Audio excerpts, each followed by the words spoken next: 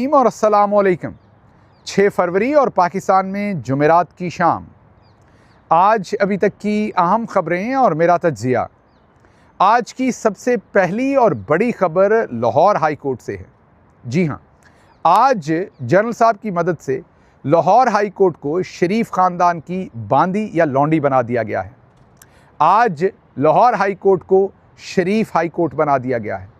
आपने यूनिवर्सिटीज़ के अंदर तो सुना था कि फ़लाँ स्टूडेंट फेडरेशन, मतलब पीपल्स स्टूडेंट फेडरेशन, मुस्लिम स्टूडेंट फेडरेशन, अब लाहौर हाई कोर्ट के अंदर नून लीग जजेस फेडरेशन बन सकती है, क्योंकि इतनी बड़ी तादाद में जनरल साहब ने नून लीगी जजेस बनवा दिए हैं कि अब अदलिया को कब्र में उतार दिया गया है। और आज लाहौर हाई कोर्ट को जिस कदर नुकसान पहुंचाया गया है, उतना नुकसान जनरल याह्या खान और जनरल ज़ियाउल हक के अदवार में भी नहीं पहुंचाया गया। ये नुकसान जो है ये महीने के लिए, 2 महीने के लिए, साल के लिए, 5 साल के लिए नहीं है, बल्कि आने वाली कई दहाइयों तक ये असरात इसके रहेंगे। इस खबर को तफसील के साथ आपके सामने रखता हूँ, लेकिन उससे पहले इम्पॉर्टेंट आपके नाम पैगाम देना है। आपको पता है कि खान साहब ने जो 8 फरवरी को इलेक्शन लूटा गया, उस दिन यौम स्याह मनाने का हदायत की है, और इसी सिलसिले में पूरे पाकिस्तान और पूरी दुनिया के अंदर एहतजाज हो रहे हैं। इटली में हम एक एहतजाज कर चुके हैं जिसमें मैं शामिल हुआ था। अब अगला एहतजाज 7 तारीख को पेरिस में हो रहा है। मैंने वहाँ जाना था, लेकिन बावजूद किसी मीटिंग के वहाँ नहीं जा सकूँगा, और मेरी आपसे गुजारिश है कि आप 7 तारीख को अगर पेरिस में हैं तो ज़रूर इस एहतजाज में शामिल होइए। 8 तारीख को लंदन में 10 डाउनिंग स्ट्रीट पर 2 बजे दोपहर एहतजाज हो रहा है, मैं उसमें शामिल हूँगा। जी हाँ, जो लंदन में एहतजाज हो रहा है 2 बजे दोपहर 8 फरवरी 10 डाउनिंग स्ट्रीट के सामने, मैं उसमें शामिल हूँगा। अगर आप लंदन के गिरदोनवा में हैं तो ज़रूर वहाँ पर तशरीफ़ लाइए। इसके साथ साथ बेल्जियम में यूरोपियन पार्लियामेंट के सामने भी 8 तारीख को ही एहतजाज हो रहा है। अगर आप बेल्जियम में, ब्रसल्स में या उसके गिरदोनवा में हैं तो वहाँ पर भी ज़रूर तशरीफ़ लेकर जाइए। 9 तारीख को हॉलैंड के शहर एम्स्टर्डम में दोपहर 2 बजे एहतजाज हो रहा है। मैं हॉलैंड में 9 तारीख को दोपहर 2 बजे जो एम्स्टर्डम में एहतजाज हो रहा है उसमें भी शामिल हूँगा। अगर आप एम्स्टर्डम में हैं या उसके गिरदोनवा में हैं तो ज़रूर उस एहतजाज में भी शामिल होइए। अब चलते हैं आज की जो सबसे बड़ी ख़बर है।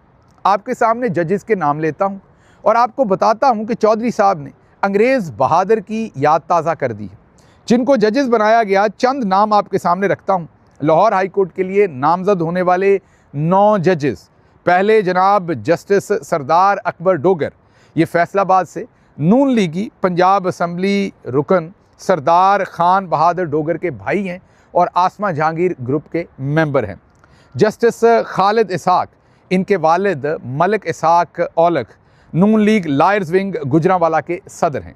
जस्टिस चौधरी सुल्तान महमूद, ये पंजाब हुकूमत में एडिशनल एडवोकेट जनरल रहे हैं। जस्टिस मलिक वकार हैदर अवान, आसमा जहांगीर ग्रुप, ताल्लुक मुल्तान से। Justice Javed Iqbal Wains, deputy attorney general. Justice Mohammad Jawad Zafar, prosecutor general, Punjab Farhad Shah के पार्टनर और करीबी दोस्त। Justice Malik Awais Khalid, Peoples Party के वज़ीर कानून खालिद रांझा के दामाद। जस्टिस हसन नवाज़ मखदूम, आज़म नज़ीर तारड़ के चैम्बर से हैं। अब इस सब की पहले तो जो लानत और मलामत है, उस सबसे पहले तो जस्टिस लानत को पहुंचाइए काजी फ़ाइज़ ईसा को, जिसने इस सारी गंदगी की बुनियाद रखी और जो नुकसान अदलिया को जनरल याह्या और जनरल ज़ियाउल हक ना दे सके, ना ही जनरल अयूब दे सके, वो आज पहुंचाया गया है। जैसे भुट्टो को फांसी दिलवाई गई थी और चंद जजेस मैनेज किए गए थे लाहौर हाई कोर्ट में और ऊपर सुप्रीम कोर्ट में, आज पूरी की पूरी अदालतें ही वैसी बना दी गई हैं। जैसा मैंने कहा कि अब बड़े आराम से लाहौर हाई कोर्ट के अंदर नून लीग जजेस फेडरेशन का एक ग्रुप बनाया जा सकता है। आज से ये अदालत शरीफ कोर्ट बन गई है, और ये सब कुछ किया है पाकिस्तान के मिलिट्री जनरल्स ने। और क्यों किया है? सिर्फ पाकिस्तान तहरीक इंसाफ और इमरान खान को नुकसान देने में, अपने मकासद पूरे करने के लिए पाकिस्तान की अदलिया और इंसाफ के निज़ाम की तबाही कर दी है। आज आपको समझ आ रही होगी कि 77 साल में ये जो करप्शन के ऊपर किसी को सज़ा नहीं हुई, ये जो पाकिस्तान के अंदर तबाही आती रही है, ये सामने तो ये सियासतदान हैं, लेकिन असल में इनकी मदद चौधरी निज़ामुद्दीन करते हैं। जैसे आज नून लीग के ये तमाम जजेस लगाए गए, लेकिन क्या ये अनोखा काम हुआ है? नहीं। अंग्रेज़ बहादुर ने भी हिंदुस्तान के ऊपर बिल्कुल ऐसे ही कब्ज़ा किया था। उन्होंने भी चंद हज़ार अंग्रेज़ यहाँ आए थे और फिर जो ज़मीर वाले लोग थे वो अपने लोगों के ऊपर जुल्म करने या असूलों के ख़िलाफ़ फ़ैसले नहीं करते थे, तो उनको बेज़मीर टाउट्स चाहिए होते थे। इसी तरह से अंग्रेज़, जैसे आईजी पंजाब को लगाया हुआ है इन्होंने, जैसे इन्होंने चंद अदालतों के अंदर जजेस को लगाया हुआ है जिनसे मर्ज़ी के फ़ैसले लेते हैं, डिप्टी कमिश्नर्स लगाए हुए हैं, ऐसे ही फिर अंग्रेज़ बहादुर जो है वो भी टाउट्स ढूंढता था, बेज़मीर लोग ढूंढता था जो उनकी इमां के ऊपर जलियांवाला की कत्लो गारत हो वो करें या करवाएं या उसमें गोलियां चलाएं, क्योंकि जनरल डायर ने खुद तो गोलियां नहीं चलाई थी। गोलियां चलाने वाले सारे अंग्रेज़ तो नहीं थे, गोलियां चलाने वाले इसी आईजी पंजाब डॉक्टर उस्मान की तरह के लोग ही होंगे ना। कोई वो सारे के सारे लंदन से आके तो गोलियां नहीं चला रहे थे। जो डिप्टी कमिश्नर्स दफ़ा 144 में लोगों को पकड़ते थे, 3 MPO में पकड़ते थे, वो वही टाउट्स थे। हाँ, ये अलग बात है कि डिप्टी कमिश्नर ज़्यादातर गोरा साहबान होते थे, लेकिन उनके नीचे सारा अमला इसी बेज़मीर लोगों की तरह का होता था। उसी मामले को फॉलो किया जा रहा है। जिस तरीके से अंग्रेज़ ने यहाँ टाउट्स और बेज़मीर लोगों के थ्रू माशरे की तबाही की और अपना तसल्लुत कायम रखा, बिल्कुल उसी तरीके से अब चौधरी साहब भी कर रहे हैं। और आज उन्होंने सिर्फ़ और सिर्फ इमरान खान को और पाकिस्तान तहरीक इंसाफ को नुकसान पहुँचाने के लिए नून लीग के कारकुनान को जजेस लगा दिया है लाहौर हाई कोर्ट में। चलें चौधरी साहब, आपकी बहुत मेहरबानी, मुबारक हो आपको। आपने पाकिस्तान को एक और नुकसान पहुंचाया है। 70 साल के अंदर जो पहले नुकसान पहुंचाए वो तो पहुंचाए। आगे अगली खबर भी इसी से रिलेटेड है, जब आपके सामने रखूँगा तो आप हैरान रह जाएंगे कि ये तमाश क्या है। मसलन अगली खबर ये है कि जो आर्मी चीफ साहब हैं उनकी मेहरबानी से आज शहबाज शरीफ और उनके बेटे को क्लीन चिट मिल गई है। जी हाँ, नैब ने उनके खिलाफ जो 35 करोड़ रुपए करप्शन का केस था, ये केस क्या था? ये केस ये था कि जो हमज़ा शुगर मिल्स है चन्योट के करीब, उसका ज़ाहिर है उसका निकासी आब का कोई सिस्टम करना था। अब किसी की भी मिल हो, जब वो बनाता है तो उसे निकासी आब का सिस्टम भी बनाना पड़ेगा। तो उसका जो निकासी आब का सिस्टम था वो पंजाब गवर्नमेंट ने आपके पैसों से बनाया। शहबाज शरीफ वज़ीर आला थे, बेटे की मिल थी, स्पेशल डायरेक्टिव साइन किया, मीन स्पेशल ऑर्डर्स दिए शहबाज शरीफ ने, और 35 करोड़ रुपए का नाला बना। इसके ऊपर नैब का केस बना और अब जनरल साहब की मेहरबानी से नैब ने वो केस बंद कर दिया। अब आगे तो नैब नज़र आ रही है, लेकिन नैब के हेड भी वैसे तो लेफ्टिनेंट जनरल रिटायर्ड नज़ीर साहब हैं, लेकिन असल में तो ये आर्मी चीफ जो है उनकी ज़ाहिर है छत्र छाया के अंदर ये सब कुछ हो रहा है। और एक और 35 करोड़ रुपए की करप्शन जो है वो अब शरीफ ख़ानदान को माफ़ कर दी गई है। ये पहला काम नहीं हुआ। जनरल बाजवा ने भी तमाम के तमाम जो मनी लॉन्ड्रिंग के केसेस थे शहबाज शरीफ के और उनके बेटों के, वो माफ़ किए थे। अब आपको समझ आती होगी कि ये जो, और इससे पहले याद कीजिए परवेज़ मुशर्रफ जिनकी शायद आज बरसी है, अल्लाह उनकी मग़फ़रत करे, उन्होंने भी जो जुल्म किए थे, एक जुल्म उनका भी ये था कि पहले वो बताते रहे कि ये लोग करप्ट हैं और उसके बाद उन्होंने इनको NRO दिया था और उस NRO की वजह से ये दोबारा मुसल्लत हुए थे। उसके बाद फिर जनरल बाजवा ने इनको दोबारा से पूरी दुनिया को बताया कि ये करप्ट हैं और उसके बाद फिर इनको NRO दिया। तो जब ये तमाम चोर जो हैं ये धुल धुल कर वापस आते हैं तो ये खुद नहीं आते, इनको लाते चौधरी निज़ामुद्दीन हैं। तो फिर असल करप्शन जो पसंद है, मीन करप्शन, जैसे आपको कबड्डी देखना पसंद होती है ना, किसी को क्रिकेट देखना पसंद है, हमारे मेरा ख्याल है जनरल साहबान को ये करप्शन होती हुई देखना पसंद है। तो बहरहाल उनकी मेहरबानी कि आज उन्होंने दूसरी मेहरबानी फरमाई है और शरीफ ख़ानदान जो है उनको 35 करोड़ रुपए की करप्शन की आज माफ़ी दी है।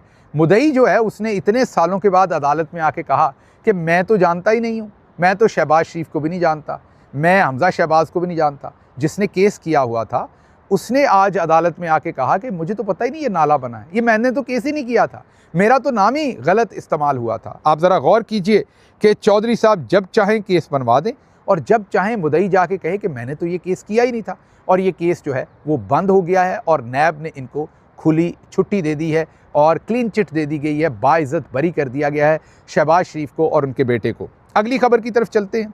लाहौर में 8 फरवरी को तहरीक इंसाफ ने यौम स्याह के सिलसिले में मीनार पाकिस्तान पर एक एहतजाज करने के लिए लाहौर की जो इंतज़ामिया है, कमिश्नर और डिप्टी कमिश्नर, उनसे इजाज़त मांग रखी थी। वो इजाज़त नहीं दे रहे थे। तहरीक इंसाफ कई दिन पहले लाहौर हाई कोर्ट में चले गए और वहाँ पिटीशन कर दी कि हमें इजाज़त नहीं मिल रही, बराए मेहरबानी हमें इजाज़त लेकर दी जाए। अदालत जो है वो कभी इधर खेल रही थी, कभी उधर खेल रही थी, कभी डिप्टी कमिश्नर से पूछ रही थी, कभी कमिश्नर से पूछ रही थी।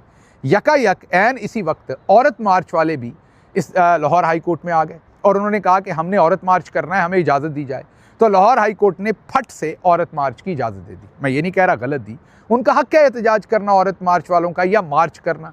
ये अलग बात है कि औरतों के साथ जो कुछ पिछले 2-2.5 सालों में हुआ उस पर ये औरत मार्च वाले जो है वो नींद की गोलियां खा के गालिबन सोए हुए थे। अब हमें नहीं पता, सदर ट्रंप ने हाल ही में बताया है कि ये जो यूएस एड है ये बहुत सारा पैसा लगाती रही है ये औरत मार्च। मैं ये नहीं कह रहा कि इस औरत मार्च को यूएस एड से पैसा मिला है, लेकिन इस तरह के जो काम हैं जिनसे LGBTQ और बहुत सारी दूसरी चीज़ें जो हैं वो पाकिस्तान के अंदर या दुनिया के दूसरे ममालिक के अंदर जिनकी तरवीज होती रही है, ऐसी बहुत सारी चीज़ें होती रही हैं। अब मुझे नहीं पता कि इस औरत मार्च के पीछे यूएस एड है या कौन सी एड है या कौन सी एम्बेसी है या कौन है। बहरहाल फिर भी मार्च करना उनका हक है और मैं उस हक के ख़िलाफ़, जब मैं अपनी पार्टी के लिए हक मांगता हूँ तो उनके ख़िलाफ़ मैं कभी भी नहीं खड़ा हो सकता। लेकिन यहाँ इंपॉर्टेंट पॉइंट ये है कि लाहौर हाई कोर्ट जो है वो औरत मार्च वालों को फ़ौरन इजाज़त देता है, लेकिन पाकिस्तान तहरीक इंसाफ इजाज़त मांग रही है जो मुल्क की सबसे बड़ी पॉलिटिकल पार्टी है।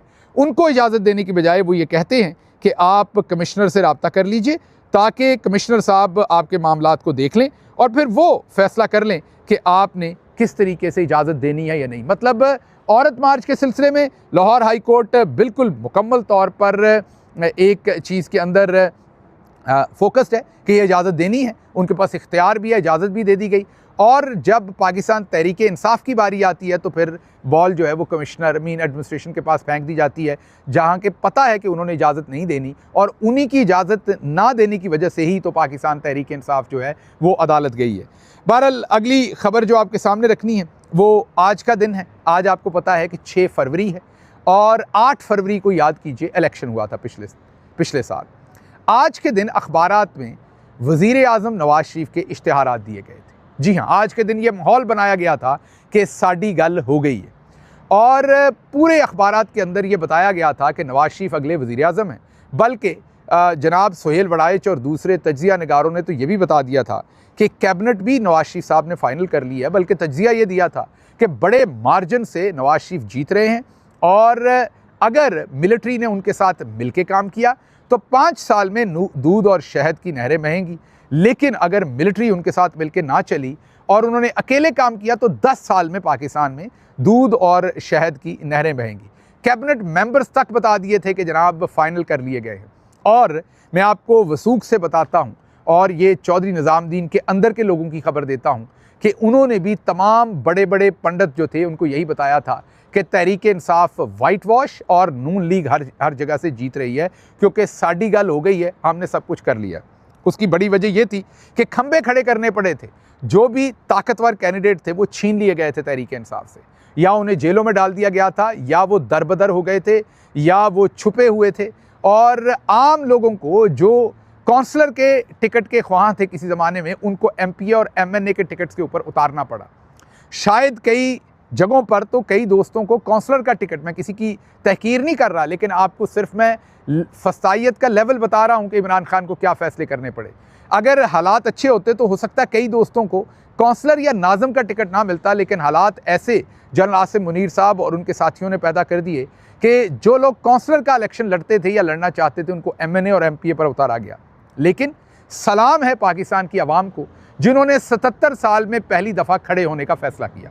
जो पाकिस्तानी मिलिट्री जनरल से वो हमेशा कहते थे कि हमारे पास खुदाई ताकत है, तो बनाउज़ बिल्ला, हम बनाते हैं और हम बगाड़ते हैं, जिसे चाहें जता दें, जिसे चाहें हरा दें। पाकिस्तानी कौम ने झंझोड़ के पहली दफ़ा 8 फरवरी की शाम को बताया कि ना, ये ताकत हमारे पास है, जिसको चाहें हम बनाते हैं और जिसको हम ना चाहें आप नहीं बना सकते। ज़लीलो रुस्वा करके रख दिया ऐसे तमाम लोगों को जो ये दावे कर रहे थे या दावे करवा रहे थे। 17 सीटें भी ना जीत सके।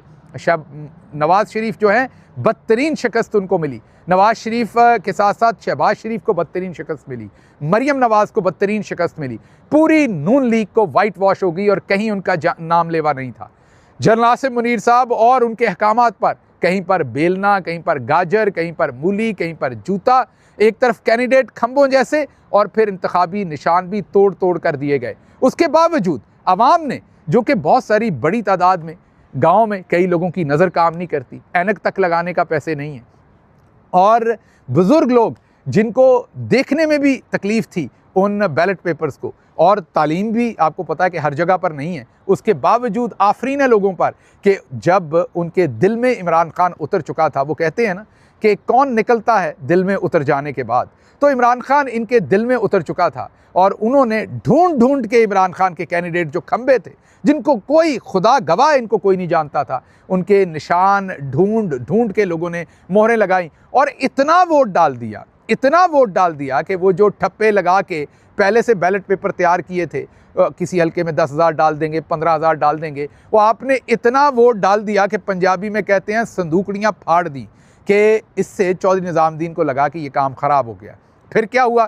फिर आपने देखा कि रेंजर्स और फ़ौज के जवान बंदूकें लेके पोलिंग स्टेशन के अंदर घुस गए और लोगों को बाहर निकाला ज़बरदस्ती, पोलिंग एजेंट्स को बाहर निकाला, प्रिजाइडिंग ऑफिसर्स को अगवा किया, ज़बरदस्ती जो है वो फॉर्म 45, 47 बनाए और जाली झूठे रिज़ल्ट्स बनाकर अपनी बची खुची इज़्ज़त को बचाने की कोशिश की, जो ना बच सकी बल्कि और सरेआम लुट गई, क्योंकि आवाम को पता चला कि हमने चारों शाने चौधरी निज़ामुद्दीन को चित कर दिया है, और आवाम को पहली दफ़ा पता चला कि नहीं, ना ये बनाते हैं ना ये बिगाड़ते हैं, बनाने और बिगाड़ने वाली ज़ात ऊपर है, और उसका रहम जिसके साथ हो वही बनता है, और फिर उसका कुछ नहीं बिगाड़ा जा सकता। बहरहाल आज के दिन नवाज शरीफ साहब का ये इश्तिहार दिया गया था, और अब आप यही कह सकते हैं कि वो इश्तिहारी किस्म के हैं।